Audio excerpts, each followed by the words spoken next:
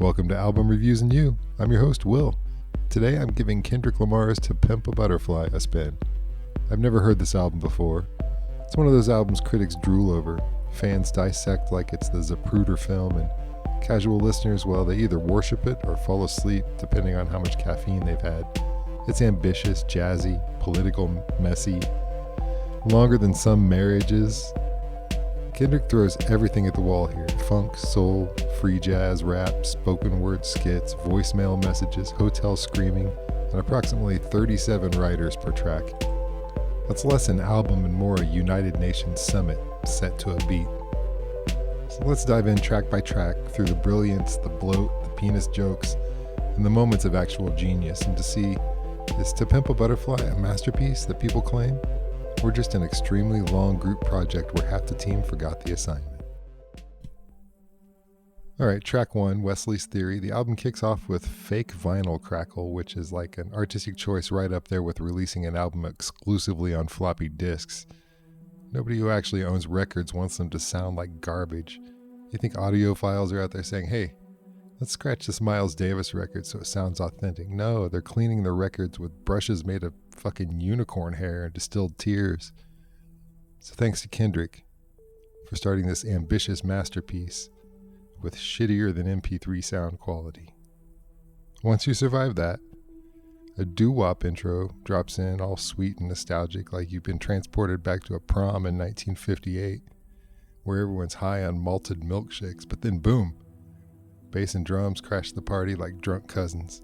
And damn, they sound good. The groove is tighter than your jeans after Thanksgiving dinner, and the harmony's all stacked high enough to reach the International Space Station. This thing moves. And the lyrics, okay. Pick a topic out of a hat. What do you want? Sex, money, indulgence, paranoia, random flexing. It's basically like flipping channels at 3 a.m. and landing on HBO After Dark, BET, and the Home Shopping Network all at once. The song splinters into different breakdown sections every 30 seconds, which makes sense because there are like 17 writers credited. No wonder it sounds like a compilation album trapped inside one track. And just when you think it can't get any weirder, George Clinton wanders in sounding like he woke up in the wrong decade. His vocals pop in and out, ragged and otherworldly, frankly, like a funky wizard casting spells over the mix. He's equal parts grandpa and extraterrestrial. And it works because, let's face it, George Clinton always works. Overall, Wesley's Theory is chaotic, indulgent, and messy as hell, but it's also funky as hell, which is basically the whole album in a miniature. Okay, the next track, For Free, Interlude. This one comes blasting in like a jazz combo on acid, like saxophones squawk, drums tumble down the stairs, pianos dart around like caffeinated squirrels. It's basically John Zorn running into Charles Mingus at a demolition derby. Just when you're thinking, hey, this might actually be the coolest free jazz detour on a hip-hop record ever, in comes some random woman yammering about nothing, and I mean nothing. She's not even saying anything profound. She's just nagging, like an old voicemail from your mom about how you don't call or something. Then Kendrick begins shouting about this dick ain't free, which was one of those lines that you really have to sit with. I mean, because on one hand, yeah, thanks for the heads up, Kendrick. On the other hand, what the hell, man? We just had a perfectly good jazz freakout happening, and now it's a penis TED Talk? Total whiplash. Musically, though, it's on point. The band is shredding, the energy's high, and if you can ignore the lyrical sideshow, it's like someone snuck a killer Blue Note session onto the album. The problem is, you can't ignore it, because every time you start grooving, Kendrick yells about his dick again. Imagine John Coltrane pausing a Love Supreme to announce, this sax ain't free. It's the same vibe. So yeah, it's bold, it's messy, it's confusing. It's half genius, half comedy sketch, half middle school locker room. Yes, I know that's 3 halves, but this song deserves broken math. Alright, next up, King Kunta. Now this one. The bass drops in like Godzilla's footsteps, shaking your speakers until the neighbors file a noise complaint. That's what's going on. This groove's so thick you could spread it on toast. Real drums crashing in, funky guitar scratches, and suddenly, I'm wrapped in a warm, angry, funky hug. Lyrically, Kendrick's mad. He's mad about ghostwriters, mad about people not respecting him, mad about the haters, which would be fine, except there are like 7 writers credited on this track. 7. That's like complaining about fast food while standing inside a Taco Bell with a crunch wrap in your hand. The irony is delicious. Still, the attitude is sharp. He brags about making it out of his neighborhood, and he throws shade at the folks who stayed behind, which, okay, that's great for you, Kendrick, but do I personally care about whether your old block respects you? No. It's like listening to your friend complain about high school beefs 20 years later. Bro, let it go. But here's the thing. The music is so damn good, you almost don't even care what he's saying. The groove carries everything, and Kendrick's delivery is passionate enough to sell it. It's not perfect. Better lyrics could have made it legendary. But as is, it's a sweaty, swaggering workout. Put this on at a party, no one's complaining, except maybe those haters. Up next, Institutionalized. Now, the tonal roller coaster veers off into confusion again. Kendrick's rapping about being trapped in the ghetto, which is weird because literally just like the last track, he was bragging about escaping the ghetto. Consistency isn't exactly this album's strong point, but the music, more jazzy touches, more layered production, but the lyrics bounce all over like a drunk pinball. There are 4 writers, 2 producers, which why it sounds like 3 separate songs fighting for dominance. One minute it's introspection, the next it's bragging, then suddenly we're back in anatomy class. Seriously, why does this album circle back to dick references? It's like it's trying to get a Guinness record or something. To be fair, there are moments where the groove locks in and you think, yeah, this is it. This is why people love this record. The problem is those moments vanish as quickly as they arrive, replaced by tangents or skits. Overall, Institutionalized isn't bad. It's got energy and it's got style, but it's too scattered to leave a mark. It feels less like a finished song and more like a collage of good ideas Kendrick had and couldn't decide on, so he just kept them all. All right, next up, These Walls. Another track, another let's start with people talking intro. At this point, the album has more small talk than my Aunt Carol at Thanksgiving, and that's a lot of fucking small talk. This time it's accompanied by some random sci-fi bleeps, which makes me feel less like I'm about to hear a groundbreaking hip-hop song and more like I accidentally turned on the Sci-Fi Channel's reboot of Lost in Space. Then the actual song kicks in, and what do we get? Smooth, adult, contemporary jazz funk. Like the kind of thing you hear playing quietly at Chili's in the background while you're waiting for your fajitas. To be fair, the hook is really nice. It's catchy, it flows, it's polished, but the lyrics, esoteric rambling about walls that have apparently seen a lot of stuff. Are these metaphorical walls? Literal walls?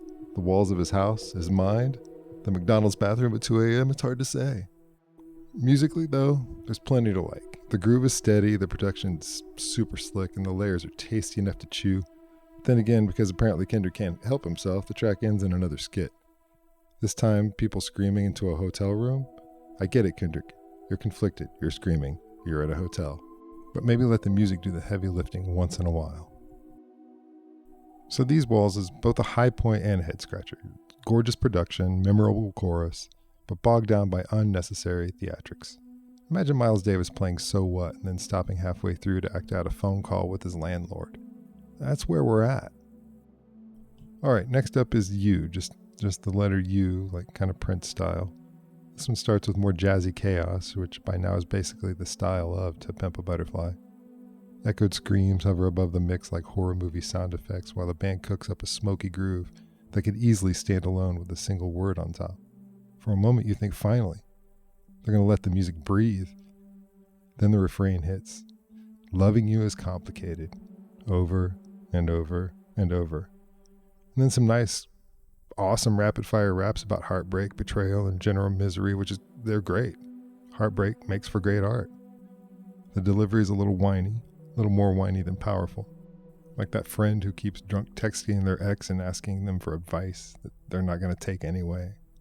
The breakdown is particularly rough. Kendrick half crying, half rapping about how someone wronged him. It's raw, sure, but it's also kind of exhausting. You want to hand him a glass of water and say, hey man, maybe take a nap. Come back to this later. Instead, he just keeps repeating that refrain until it's hammered into your skull. Alright, next up is Alright. I've heard this one. It's catchy. Bass is tight, the drums are punchy. The sax squeaking with jazzy flourishes. Kendrick has urgency, it's got energy, it's got a hook. It's easily one of the most accessible tracks so far on this album. But holy hell, those vocoder harmonies. The keyboard-triggered vocal effects sound like they were borrowed from like a 1980s Casio demo tape. It's hard to feel inspired when the background sounds like it's the intro to a Sega Genesis game.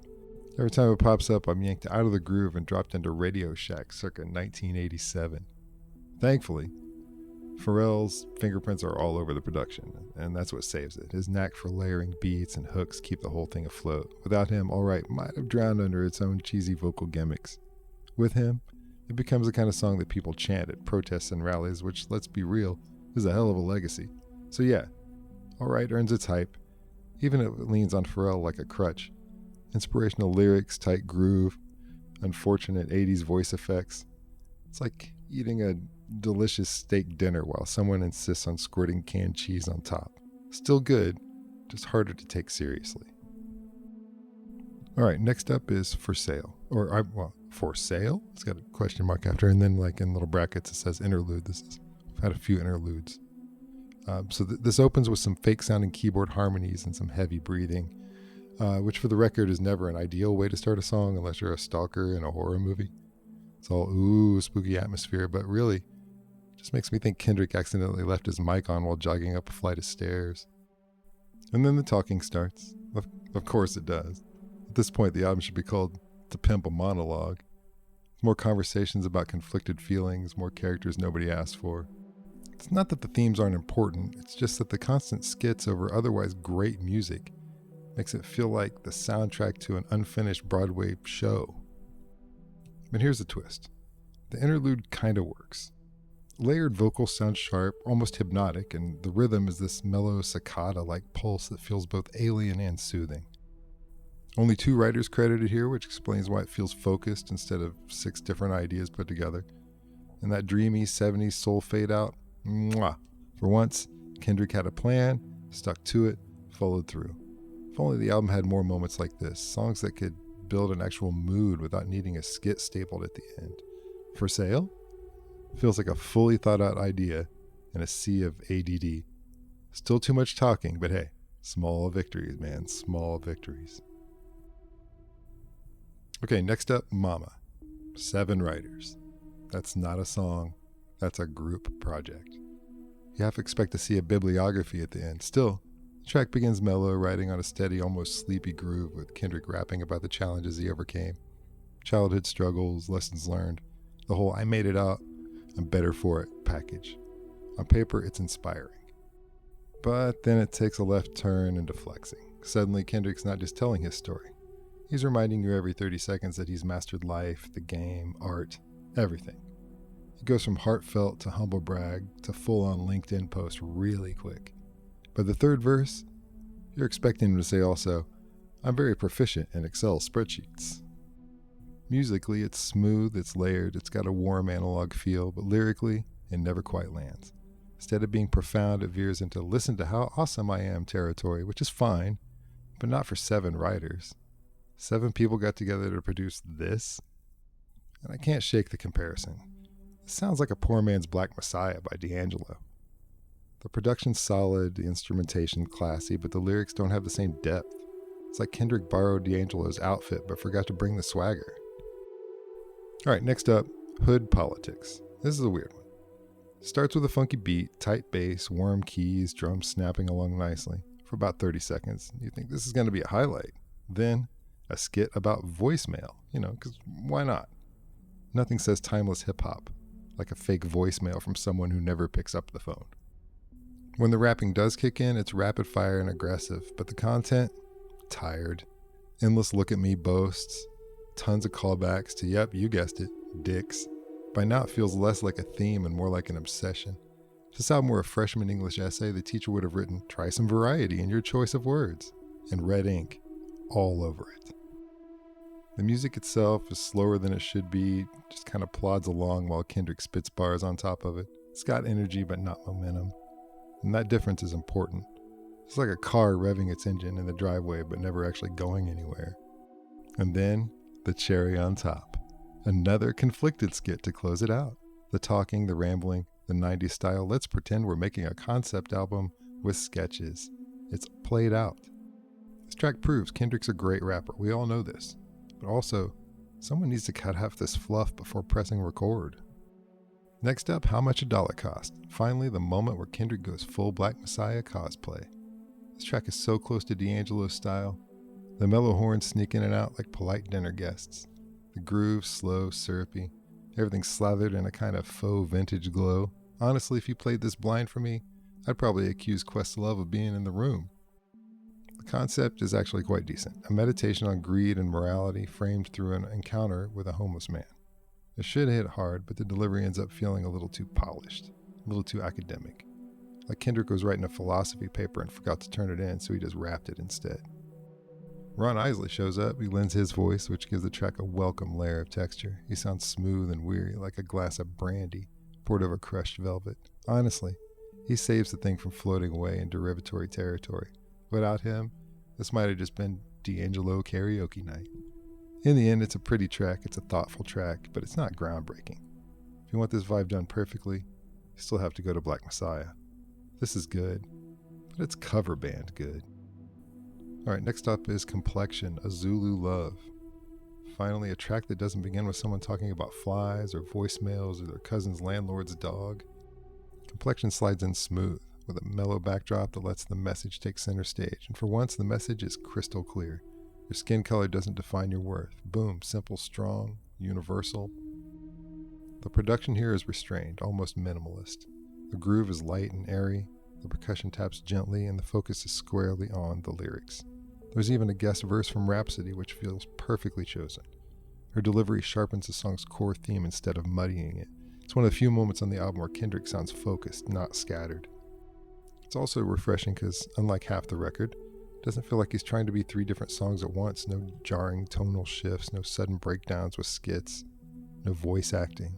Just one clear idea, executed cleanly. Which, given how all over the place this album usually is, feels almost revolutionary. Does it sound like another D'Angelo B-side? Yeah, kinda. This time it doesn't matter because the message is strong enough to carry it.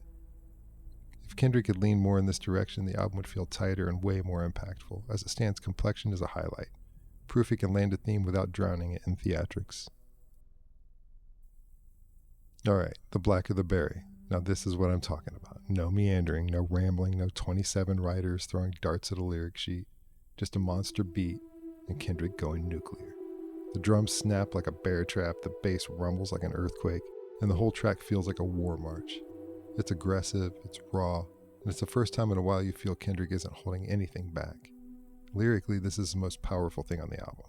It's confrontational, angry, unapologetic. He rips into racial hypocrisy, systemic injustice, with the kind of intensity that makes you sit up straight and pay attention. And the best part? For once, he doesn't undercut it with a skit about flies buzzing in the kitchen or some random voicemail. It's just fury, unfiltered. Of course, there are 8 writers credited, which makes you wonder, did Kendrick write the verses while the other 7 made lunch? Either way, whoever assembled the music portion deserves a standing ovation. They should be listed first. This thing hits. Yes, there's still a stray dick reference because apparently Kendrick can't make it through a track without one, but honestly it doesn't matter. This is the one that sticks, the anthem of rage, the lyrical knockout.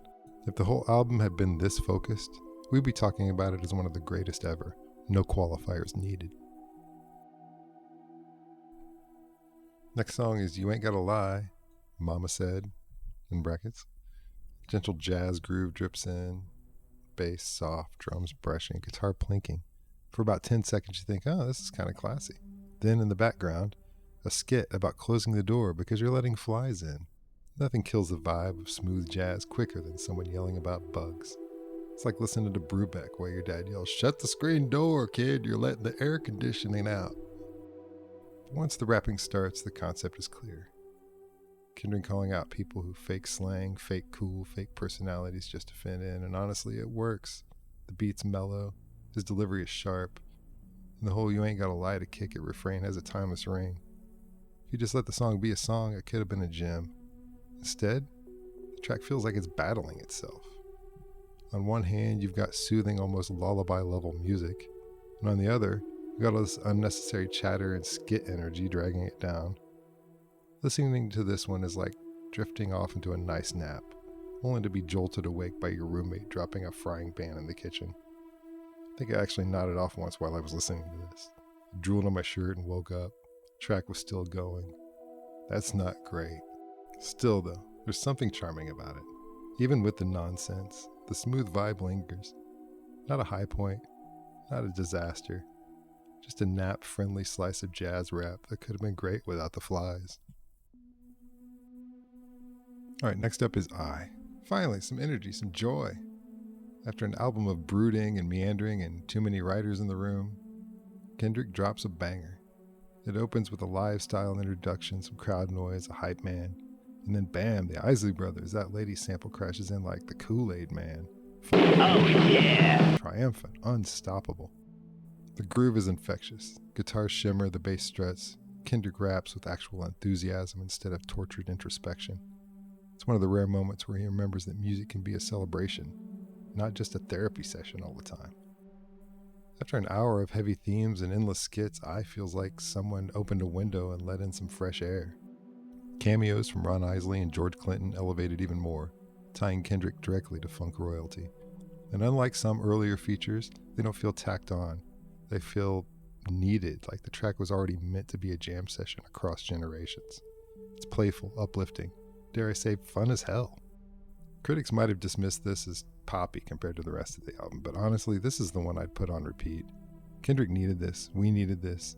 If the whole record had more of this energy, we'd be talking a masterpiece instead of being a long therapy mixtape. Alright, finally, Mortal Man, the epic closer. Bass heavy, drums distant, guitar lines shimmering like mirages. The atmosphere is foggy and hypnotic, almost eerie. Kendrick asks a heavy question. If your heroes, your leaders, your icons do terrible things, do you still stand by them? It's a legit, powerful theme, and he delivers it with gravitas. The track builds slowly, pulling you in, and for a while it's great. But then it veers off into TED Talk territory. Kendrick stops rapping and starts lecturing. The momentum dies and suddenly you're at a commencement speech. Listening to long speeches instead of a song. That's why I buy records. It's not that the ideas aren't important, they are, but the delivery feels more like homework than music when I'm trying to enjoy this. And then, the piece de resistance, a fake interview with Tupac. On paper, sounds genius. In practice, it's fucking weird. Tupac's lines are chopped from an old interview, and Kendrick plays the interviewer, and the whole thing drags on like an SNL sketch that just doesn't know when to end. Instead of a profound closing statement, it feels like an ambitious experiment that overstays its welcome. Still, Mortal Man deserves credit for swinging big. It's flawed, it's bloated, it's confusing, which honestly is the perfect way to end To Pimp a Butterfly. You walk away impressed, annoyed, exhausted, maybe a little inspired, which is probably exactly what Kendrick wanted. Alright, To Pimp a Butterfly is long, like really long, like almost an hour and 20 minutes. It's less an album and more a semester-long college course. It's jazzy, ambitious, overflowing with talent, and stuffed with so many writers that the liner notes probably needed their own table of contents. When it works, it soars. Black of the Berry, I, King Kunta. When it doesn't, it feels like sitting through a group project presentation where everyone insists on reading their part. The biggest flaw, focus. Too many skits, too many voices, too many tangents. For every moment of brilliance, there are moments of filler. Kendrick is clearly aiming for a magnum opus here, and in many ways he succeeded. Critics hailed it, fans worshipped it, and it carved out a place in modern hip-hop history. But from a listener's perspective, it's a workout. If you want adventurous jazz rap with sharper editing, go to A Tribe Called Quest. If you want postmodern funk soul with deeper lyrics, stick with D'Angelo's Black Messiah. If you want an overstuffed, chaotic, sometimes brilliant, sometimes exhausting journey into one man's brain, To Pimp a Butterfly has you covered. Just bring snacks, a thesaurus, and a lot of patience.